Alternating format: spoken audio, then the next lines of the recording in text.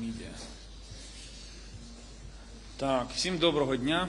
Я радий вітати державного секретаря в Києві. Дякую за те, що він проводить 2 дні в Києві і мав час провести ґрунтовні, розлогі зустрічі з керівництвом держави, з президентом України, з прем'єр-міністром України. Ми розпочали наші переговори з державним секретарем вчора, сьогодні продовжили їх, проговорили в буквальному сенсі всі питання. Але насамперед я хочу подякувати Тоні за те, що він буквально з перших годин повномасштабного російського вторгнення був з Україною. І наша перша зустріч відбулася на кордоні України і Польщі, буквально на пропускному пункті. І з тих пір державний секретар підтримує Україну, як то кажуть, і словом, і ділом. Безумовно, сьогодні, коли ми говорили про майже кожне питання, то в центрі уваги були Харківщина та Донеччина. Найбільш складні ділянки нашого фронту. І візит Тоні сьогодні – це також сигнал підтримки нашим захисникам. Сполучені Штати поруч, допомога надходить, і ця допомога зробить наш спротив більш ефективним і наші сили примножаться. Цей терор можна зупинити лише силою, рішучістю та швидкістю усієї нашої коаліції партнерів, на чолі якої беззаперечно стоять Сполучені Штати Америки. І сьогодні сигнал, і ключове питання, яке ми проговорювали, стосувалося не лише обсягу зброї та боєприпасів, які мають бути поставлені в Україну, але і швидкості цих постачань. Все має відбуватися швидко, зброя має надходити швидко, для того, щоб ми мали можливість зірвати наступальні плани Росії в Україні і запобігти її агресивним планам проти решти Європи та євроатлантичної спільноти. Я дякую державному секретарю за те, що він докладав і докладає зусилля для того, щоб пришвидшувати надходження військової допомоги в Україну. Окрема тема, безумовно, це розвиток оборонно-промислових комплексів. І ми також обговорили інвестиції в оборонно-промисловий комплекс, які дозволять зробити Україну не лише сильнішою, а й більш оборонно незалежною. Хочу подякувати Сполученим Штатам Америки за виділення додаткового фінансування, за ухвалення рішення Конгресу. І зараз, безумовно, ще одна тема, яка займає багато нашого часу і уваги, це постачання в Україну додаткових систем Patriot. Ми предметно пройшлися буквально по кожній системі, яка є на горизонті, яку можна привезти в Україну. І держсекретар працює з кожною відповідною країною, докладає великих зусиль для цього. Я за це вдячний. Ви пам'ятаєте, що загалом нам терміново потрібно 7 батарей, а з них 2 батареї буквально потрібні вже на вчора для захисту Харківщини. Місто Харків і вся Харківщина – це зараз точка наших зусиль, щоб зробити життя харків'ян безпечнішим, щоб втримати позиції на Харківщині під тиском росіян і можливості передати нам, ці патріоти є, ми всі наполегливо над цим працюємо, щоб це сталося якнайшвидше. І я радий, що ми наближаємося поступово до цієї мети, але треба робити це ще швидше.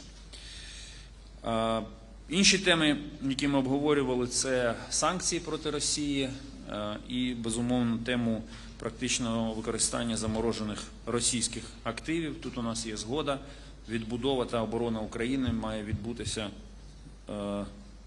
зокрема, і за рахунок агресора. Росія має заплатити за те, що вона руйнує. Тут є лідируюча позиція Сполучених Штатів в групі 7 з цього питання, і я попросив державного секретаря докласти додаткових зусиль для того, щоб інші члени «сімки» могли піти так само далеко в питанні конфіскації заморожених активів, як готові піти Сполучені Штати. Безумовно, немає такої зустрічі міністрів закордонних справ США та України, де б не відбулося обговорення НАТО і майбутнього членства України в Альянсі. 2 насичених дні, ще раз хочу тобі за них подякувати. Це потужний сигнал для наших друзів і для наших ворогів. Дякую і передаю слово Ентоні Блінкену. Well, Dmytro, thank you very much. And, you know, I remember very well standing with you just inside Ukraine next to the Polish border. And I think back to that. I think about the road that's been traveled since then. If you count that, I've been here 5 times since the Russian reinvasion, 4 times to Kyiv. Yesterday I had a chance to speak about the work that we're doing, the steps the United States is taking to help ensure Ukraine's strategic success. We're working to ensure that Ukraine can deliver on the battlefield today as it continues to protect the country from Russian aggression, but also put itself in a position where it can deter and defend against future attacks, and fundamentally secure for the Ukrainian people the right to decide their own future.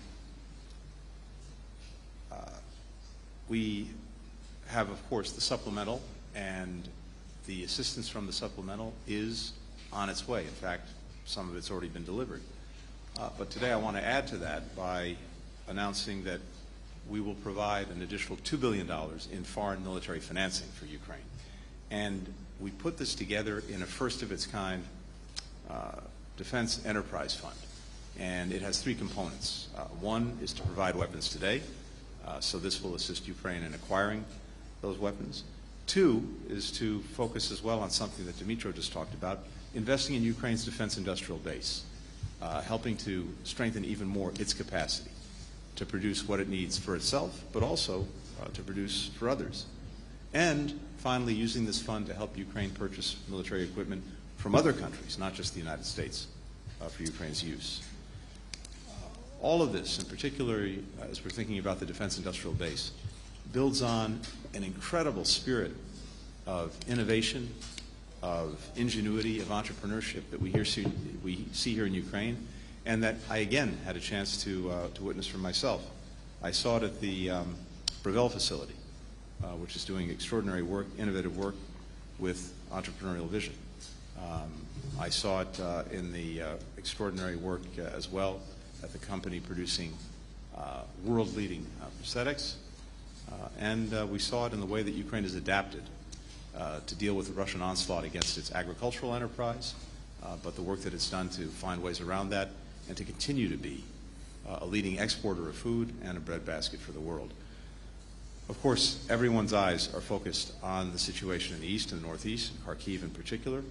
And so the newest support that I've just announced, but particularly the $60 billion supplemental, we know is coming at a critical time. Ukraine is facing this renewed brutal Russian onslaught, and we see, again, senseless strikes at civilians, residential buildings.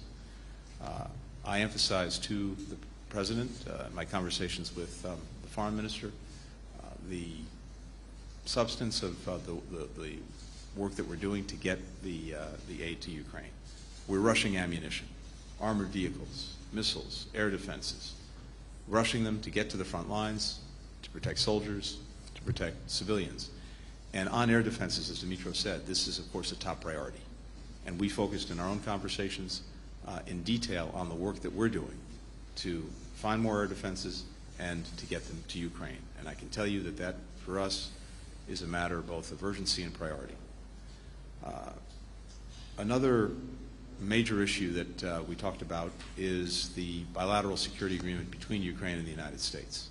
And as you know, there are now 32 countries that have negotiated or will soon complete negotiations on these bilateral security agreements, agreements that will sustain assistance to Ukraine for the next decade and enable it to build this future force that can deter aggression and defend against it. We've done very good, productive work between our teams on this. We're going to finalize the text, I think, very, very shortly. But the heavy lifting has been done, and we're there, and I imagine we'll be able to sign that agreement in a matter of weeks. And as I said, many other countries are doing the same thing. I think this demonstrates to Ukraine, but also to Putin, that many countries will be supporting Ukraine for a long time to make sure that, again, it can deter aggression and, as necessary, defend against it. As important as well is the economic progress that Ukraine is making. As I said, I saw firsthand some of the initiatives that have enabled it to continue to succeed economically even under the most incredibly difficult circumstances.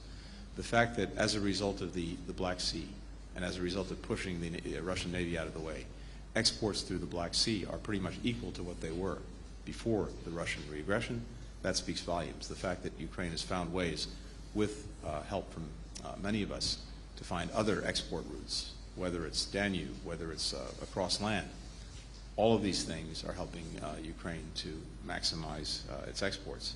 And I mentioned the extraordinary innovation we've seen in so many of its other enterprises.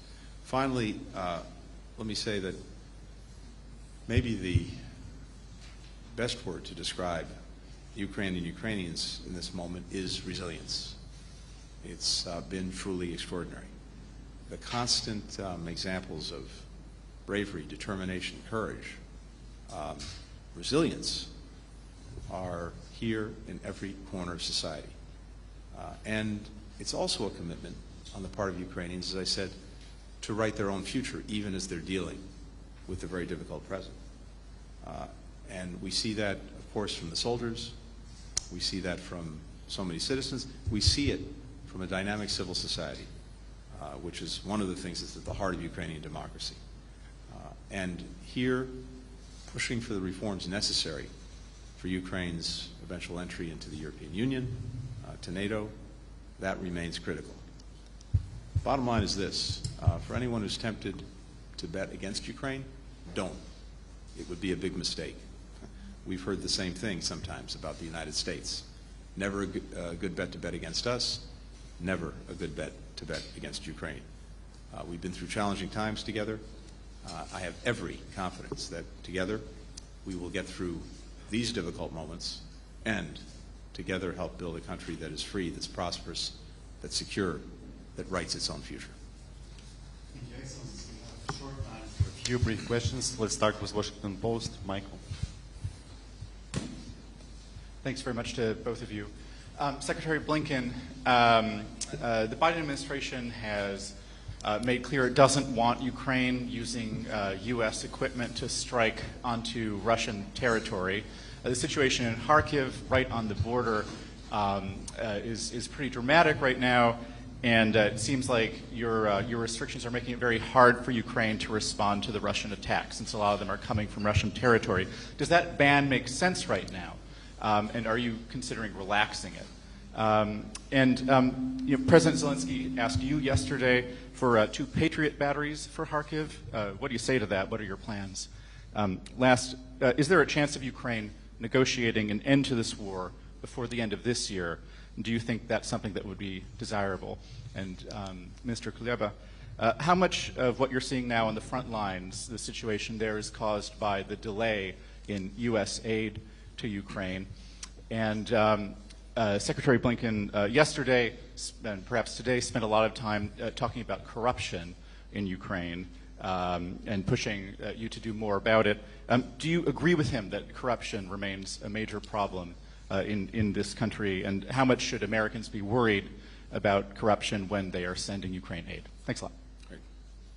Thank you. So, first, let me be very clear about one thing, which actually shouldn't require clarity, which is that the United States is committed to helping ensure Ukraine winning this war. And I think we've shown that through the extraordinary support that we've provided and that we continue to provide. We have not encouraged or enabled strikes outside of Ukraine, but ultimately Ukraine has to make decisions for itself about how it's going to conduct this war, a war it's conducting in defense of its freedom, of its sovereignty, of its territorial integrity. And we will continue to back Ukraine with the equipment that it needs to succeed, that it needs to win. On the Patriot batteries, as I mentioned, we are intensely focused on Patriots and other forms of air defense, and making sure that we can find them, bring them to Ukraine. Kharkiv, of course, is one urgent priority. There are others. All I can tell you is this is something we discussed in detail and that we're actively and urgently working on. Finally, in terms of negotiations, these, again, are decisions for Ukraine to make, not the United States or not any other country. So if, I imagine that if Putin showed any interest in seriously engaging in negotiations, I'm sure Ukrainians would respond to that. But what Putin is demonstrating every single day is exactly the opposite. But fundamentally, these are questions for Ukraine to answer. We've been very clear. We support Ukraine. We support Ukraine in its decisions, and there will not be, never will be anything about Ukraine without Ukraine. Every delay of supply results in setbacks on the front line. This is the general rule. So the answer to your question is yes. We appreciate the sincere commitment of the United States to compensate deliveries, delays in deliveries with new announcements and new deliveries, and this is why I so much emphasized the issue of timing in both our talks and in my opening remarks. But it doesn't apply only to the United States. I mean, every country, we encourage every country to make new announcements and to deliver on them. Because in the end, we have seen it hundreds of times. When a Ukrainian infantryman or artilleryman has everything that he or she needs, we are winning. Every time there are delays in supplies and insufficient supplies, we are not winning. The law of the war is cruel, but very clear. It allows us to know what and how needs to be done. On your second question, there is a perception of the level of corruption, and there are facts about the level of corruption. And when I read reports and assessments produced by the most prudent watchdogs on corruption, like the European Union or the International Monetary Fund, we see that they commend Ukraine for taking anti-corruption measures, for introducing anti-corruption reforms. And there is always a very simple criteria. You know, if we were as corrupt as the perception says, they simply wouldn't be giving us any money. They wouldn't be opening accession talks with Ukraine to accede the European Union, and the United States wouldn't have trust in Ukraine. So there are issues which we are addressing together, but I think it will be true to say that since his first day in office, President Zelensky, and since the first sessions of the Ukrainian government and parliament, we've been consistently tackling issues of corruption and achieved serious results on this track.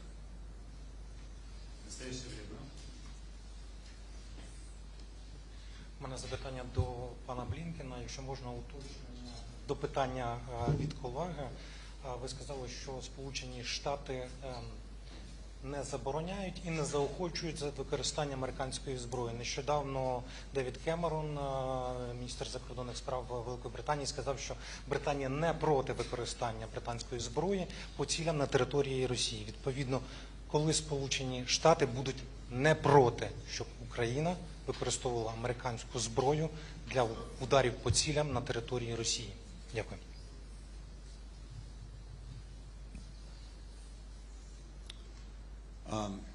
Again, we're determined that Ukraine win this war and succeed for its people and for its future. We've been clear about our own policy, but again, these are decisions that Ukraine has to make. Ukraine will make for itself, and we're committed to making sure that Ukraine has the equipment it needs to succeed on the battlefield. Next one goes to BBC. Thank you. Thank you very much. Tom Bateman from BBC. Mr. Secretary, President Putin has announced he's going to visit China this week. We were with you 3 weeks ago in Beijing, where you warned of consequences if China didn't stop its exports to Russia of tools and parts that make weapons used here in Ukraine. Have you been able to tell your Ukrainian counterpart that you are now imposing those consequences, or have the Chinese listened to your warning? And if I could ask you about Gaza, Israel has taken control of the Palestinian side of the Rafah crossing in the last week. That means that the last territorial connection to the outside world for ordinary Palestinians in Gaza is now occupied by Israeli forces, which has the potential to create a very serious crisis with Egypt, and there have been quite a few warnings about this. How long can Israel stay in control of that crossing?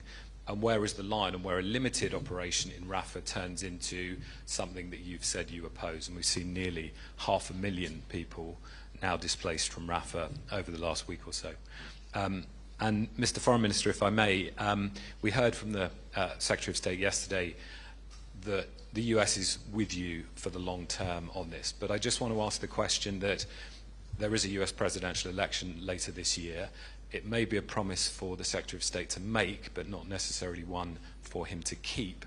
And are you concerned about what that may mean for the long-term support for Ukraine?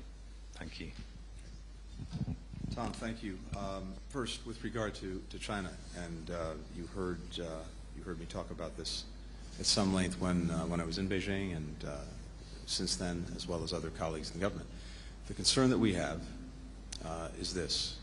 It's not about China providing weapons to Russia for use in Ukraine. North Korea is doing that, Iran's doing that, others may be. China's held back from that. But what we are deeply concerned about is the support that China is providing to Russia to rebuild its defense industrial base in ways that are materially contributing to and making a difference in its aggression against Ukraine. As I said when we were in Beijing, we see that the overwhelming majority of machine tools that Russia is getting from abroad are coming from China. The overwhelming majority of microelectronics that Russia is getting from abroad are coming from China. And these are going directly to strengthening that defense industrial base that over the last year has been able, as a result, to churn out more tanks, more armored vehicles, more missiles, all used in the aggression against Ukraine. So what I shared with Chinese counterparts, and I've said here as well, is that not only are we looking and watching this very carefully, but as necessary, we have and we will continue to take action, including sanctioning entities involved, companies involved. We've already levied something like more than 100 sanctions against enterprises that are involved in this kind of support. And as necessary, we're going to continue to do that. Now, the other thing that's important about this, as I said then, and I think you're seeing this play out too, is that to the extent China is looking to have stronger relations with countries in Europe, it can't on the one hand seek to do that, while on the other hand remain responsible for fueling the biggest threat to Europe's security since the end of the Cold War, because the threat posed by Russia is both the immediate threat here in Ukraine as a result of the aggression, but also as it works to try to get around sanctions, export controls, etc., in rebuilding its defense industrial base, an ongoing and potentially growing threat to many other countries in Europe. So this is of acute importance to many Europeans that I've talked to, and I imagine that they're making that known to Beijing as well. With regard to Gaza, one of the deep concerns that we have is the impact of this limited operation that we've seen to date in Rafah on the ability to provide humanitarian assistance, because the two main points of access in the south, Rafah itself and Kerem Shalom, have been affected by the resulting conflict in the south.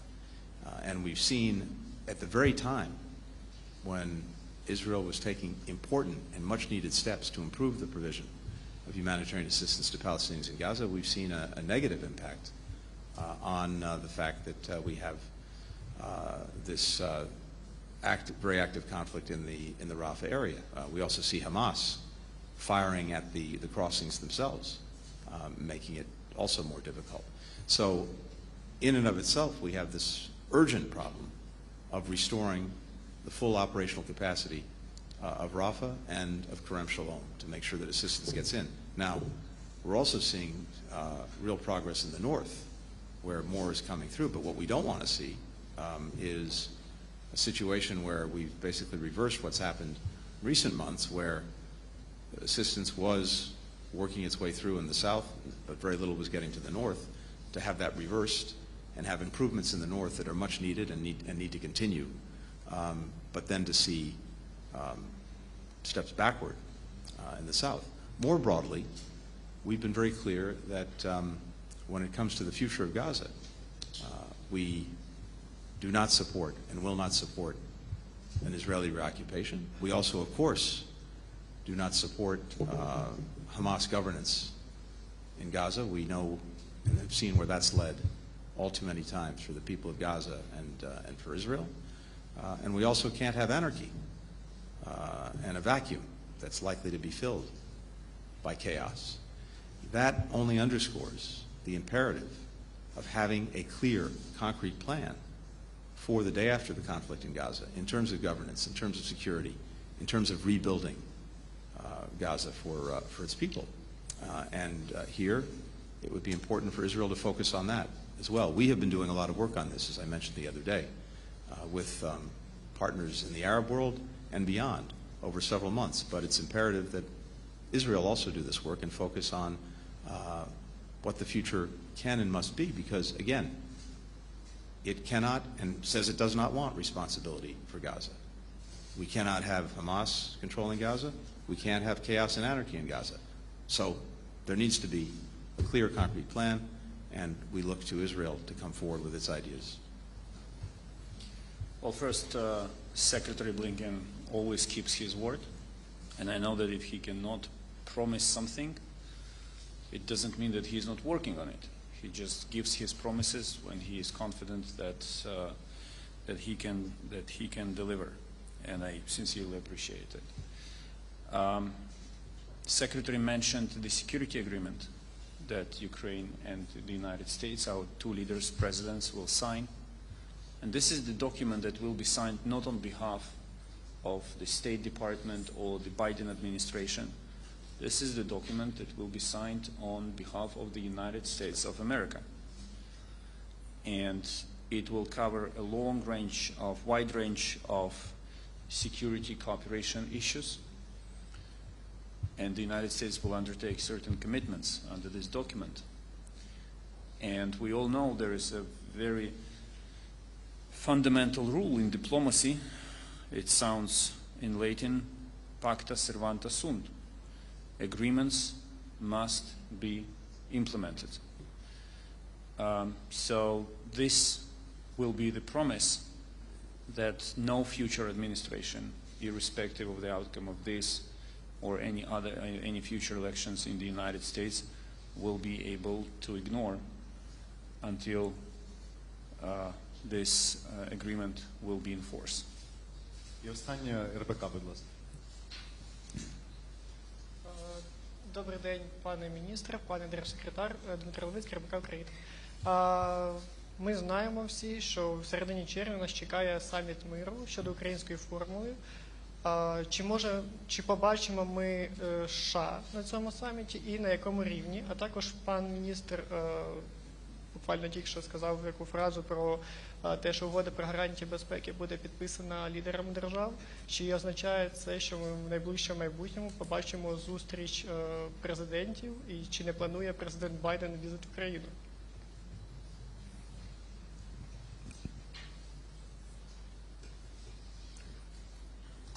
With regard to the Peace Summit, we strongly support it. We want to make sure that it's a success, and we will be robustly represented there. I don't have any announcements to make on that, except to say we're working on it to make sure that we support this very important initiative and that it produces real results. And with regard to the two presidents meeting, I fully anticipate that they'll have the opportunity to do that in the weeks ahead, as Dmytro said. Among other things, we want to sign the bilateral security agreement that we're on the verge of concluding. Ми ніколи не розкриваємо зі зрозумілих причин дати візитів або контактів в Україну чи з України, але між президентом Зеленським і президентом Байденом встановився довірливий діалог, і я переконаний, що вони матимуть можливість предметно проговорити всі питання і підписати цю угоду. Thank you, Excellencies. Thank you, media.